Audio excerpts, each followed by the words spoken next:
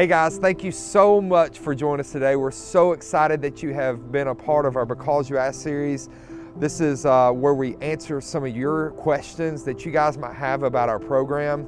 We're going to be going inside just a minute to sit down with our executive director and Pastor Paul Pruitt, and he's going to be tackling the questions that you guys have.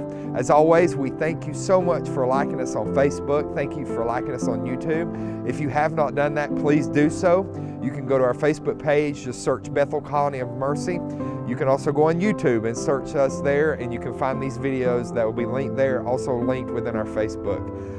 If you're looking to sow into our ministry, you can do so at bethelcolony.org. You also can go at Facebook and sow there as well. We're so glad that you're a part of this. Come inside, let's sit down, let's talk a little bit, and let's go over some of these questions that you guys might have. Hey everyone, thank you for joining us today. This is our Because You Asked series where we tackle questions that are common throughout Bethel Colony, people, families, men who are looking to come in, soon to be women who are looking to come into our program. We try to tackle different questions that y'all might have about our program, certain questions that can sometimes be hard to ask to just some of the easiest questions you could ask. So today we're sitting down again with Pastor Pruitt. Pastor Pruitt always is very beneficial in asking these. He is our go-to on anything that we have questions about. So he kind of sets that standard here at Bethel. And Pastor Pruitt, we have talked in a previous segment on visits. We tackled who can come visit me while I'm in this program, right. How many visits I get, right. I think was part of it. Yep. But one of the questions we typically get a lot of is, can my girlfriend come visit? Right. So that would be our question today. Is my girlfriend allowed to come visit me? So, right. Good question, and I understand why the question is. So I hope those girlfriends who might be helping their loved one right now to consider coming don't take offense of this at all, because that's not the point. Right. There we don't know you, so we're nowhere near judging who you are. I'm thankful that you're helping whoever you're considering helping there. Yeah. So we want you to pursue that. But at the same time, we do have to limit who comes visits and the distractions that can happen while people are here at the program. So in the history of the last segments, we discussed who it was, and mainly the answer to that is immediate family, which means for us, mom, dad, grandparents, brother, sister, or of course wife and children there. And part of that is people who have a history with and a long-term commitment with. Right. So we're not sure where your commitment may be or going there, but we're thankful that you are with this individual who needs help to get them help. Right. But we want to focus on healing the family and provide that resource or counsel for those who are going to be with them throughout the whole journey there. Yeah. So in our program that's initially only 65 days, we have really a short period of time. I know when people consider the program, that sounds like a lot of time, but it's only 65 days, 2 months. Yeah. So we're trying to keep the focus on what we're trying to do in their 65 days. And in that focus with girlfriend relationships there and trying to eliminate the distractions, we really like to eliminate how much phone, how much writing time. We do provide a phone. We do provide access to write letters there. But if the focus is always out there, then it's hard to keep their focus here into the program in that short period of time. So we want them to be that overcomer why you sent them here. So let's eliminate and pull ourself out of it, yourself out of it, and what's the goal, and what's it going to take to help them to overcome. Yeah. So that's part of the idea. There's some different things that go on in dating that that person's heart is there, and it's a person who's helping, and so there's that euphoria of I want to keep my loved one, I want to keep my girlfriend close to me. I understand that. But that also can be a distraction there, that your interest is more in saving that than saving your life right now. So even that loved one, that girlfriend, or for the women's campus, future boyfriend, there can get themselves out of the picture a little bit and not be self-centered in it, and be selfless in it. And that's the whole idea of helping, right? Being selfless. So if they can get themselves out of the way and let them do the program, and not let all the world out there that what they've done wrong and all these things that they need to fix when they get home there. Let's focus on recovery. Let's focus on overcoming. Let's focus on the new relationship that they got to build in Jesus Christ.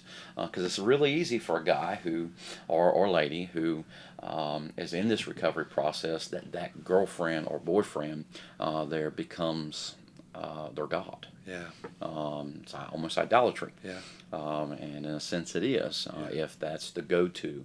And if you're the go-to, then they're not listening to us, and listening to what God's trying to teach them in the new standards there. So let God be the go-to.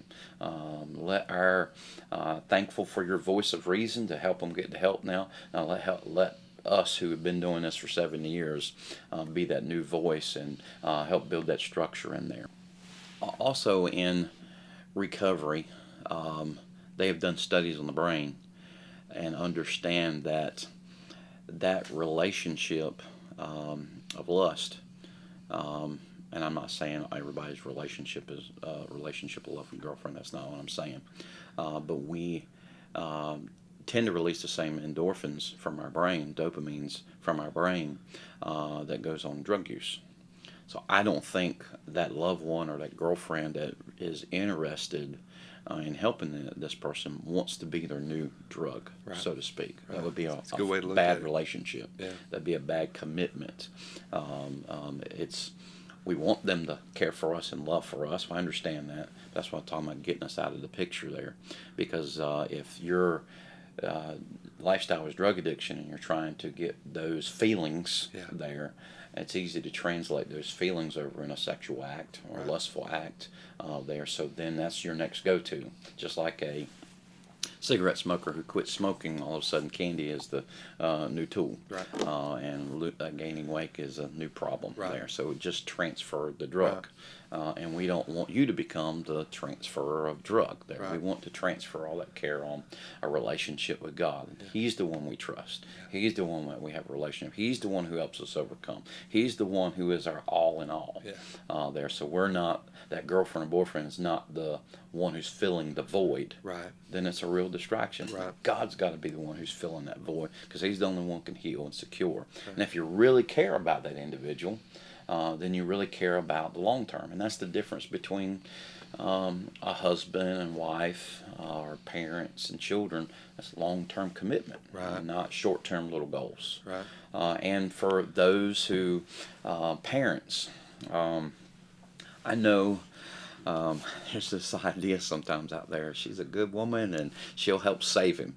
I understand that a good woman can make a difference, or a good man can make a difference in our life there, just as bad can make a bad influence in our life there. But if we are supporting them to compromise the rules here at Bethel Colony by bringing them on a visit that we don't know about, or when they're home, they're supporting that relationship that we can't control, but they're still supporting it there. Although they might not see it that they're supporting it. That's typically what's happening. They're trying to entice. Right. But when we're teaching them to compromise, that's exactly what we're teaching them, to compromise. And their whole life in addiction has been a big compromise. And that's going against the grain, and what we're instilling in them here is to not be that way. We're trying to teach them to overcome that thought process of how to be that, not be that person anymore in their life. No more lying, no more manipulating. Truth is my new life, not lies.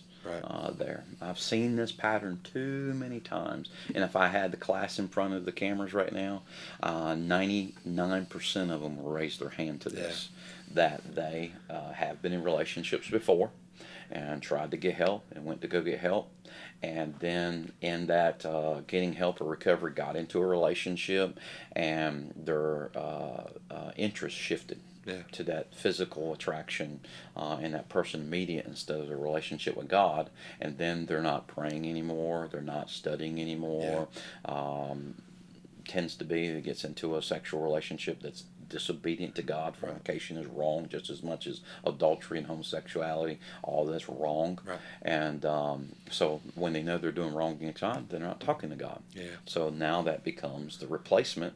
And then when they're not getting their needs met, or a struggle comes, and they're not able to depend on the Lord, or don't feel like they can at the moment, and that relationship goes sour, and then they go back to their former idol. And what's comfortable to them. Mm-hmm. Yeah.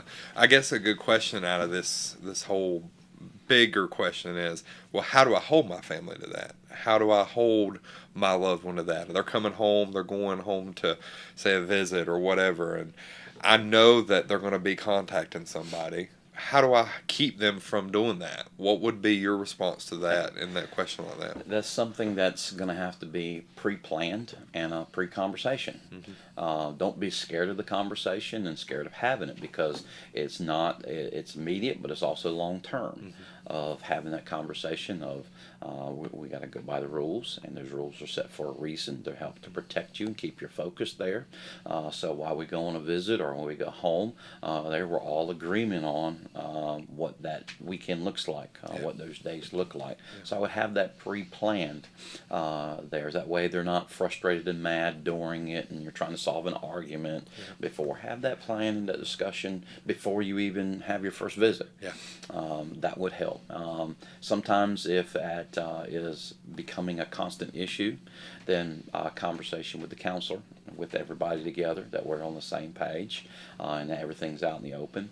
I get this problem quite a bit, is family wants to call me, and in that calling me, they don't want me to say anything to their loved one, and so how can we all have an open conversation if nobody wants to know what each other's talking? Yeah. We're trying to help for truth and help for overcoming and eliminate stumbles, so we got to lay it all out on the table. Mm-hmm. There, and this is one of those subjects that has to get laid on the table there for their benefit long term. And it's not just us saying this. Psychologists, secular programs, they all say don't date for the first year. Yeah. Why? Well, this is part of the reason, but also you're relearning who you are again. Yeah. You're relearning your relationship with God again. You're relearning how to trust in the truths of the Bible instead of on somebody else. Yeah. We have this saying that you'll suck or dry. Yeah. You tend to suck all the emotion and the spirituality and resources out of that individual. That's not a real relationship there. So we need to learn to get on our own feet and learn how we're going to handle things again, how we're walking with God before we can bring somebody else in that relationship there. That's good. That's good. Comes to that bottom line of that famous verse that we all know: "Seek ye first the kingdom of God, and His righteousness, and all these things will be added into you." Yeah. God knows that most of us are not designed to be alone. In that perfect timing, He can bring that perfect individual that He's been molding and forming for you to have a relationship with. And I think both of us can witness to that ourselves. That might be another episode of how the Lord brought our lovely spouses in our life there. Right. All right. Well, thank you, Pastor Pruitt. Looking at this, and probably just looking at it in a form of moving this even a step further into the questioning. Okay. And we can hit on this in our next episode. But do the same rules apply with fiancés? That that would probably be the same type of question, I would think. But just share maybe real quick. Yeah. It does change in some aspects here at Bethel. It does. There's a different level of commitment that is made with a fiancé. You're saying you're planning to spend the rest of your life with. Right. There is some rules that still apply, but there is some possible differences in how can visit, and there are some reasons for that. Yeah. So we'll have more time. We'll hit on that next week. Okay. All right, cool. Thank you again for joining us. This is Because You Asked. We always are so thankful that you guys have come along and joined us in this series. It's a blessing. It keeps me in check on how to answer some of these questions in the office, because lines can be blurred in some areas, Yeah. and that's everywhere you go. And so it helps me to be able to keep myself in check of how to be able to answer these for you guys at home as you call and you're trying to figure out, do I want to come to Bethel? Do I want to send my loved one to Bethel? Is this the place for me? Those are questions we always have. And so if this is your first time for joining us today, thank you for joining us. We'd love to have you back and come just continue staying plugged into these episodes as we create these throughout the year. And we're trying to tackle all those questions. Make sure if you're on YouTube and you have social media platforms, you're going on our YouTube channel, you're subscribing to our channel. You can also take that and share that on your Facebook. We do share this on our Facebook as well, so you can go there and share from that page. Make sure you're commenting on this. If you have any questions about what we have talked about today or any past episodes, always shoot us questions. We want to engage. We want to come alongside you and try to help you and give you the best answer possible to be able to help you as you walk either into this journey or you're helping somebody walk into it. So thanks again for joining us today. All right.